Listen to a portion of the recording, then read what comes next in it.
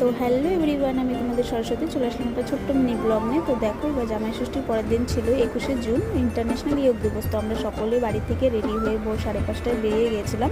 তারপর ফাইনালি দেখো আমরা হাই স্কুল মাঠে পৌঁছে গেছি। এবার হাই স্কুল মাঠে আমাদের অনুষ্ঠানটি হবে।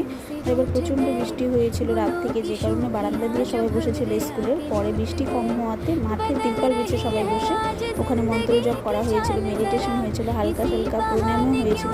কারণ অনুষ্ঠানের দিন সেরকম একটা যোগা হয় না। তারপর অনুষ্ঠান করার পর প্রচণ্ড বৃষ্টির কারণে লোকও কম হয়েছিল, আর লোক আরও এদিকে ওদিকে গিয়েছিল যোগা করাতে। তারপরে এখানে অনুষ্ঠান শেষ হওয়াতে আবার মন্ত্র জপ হলো।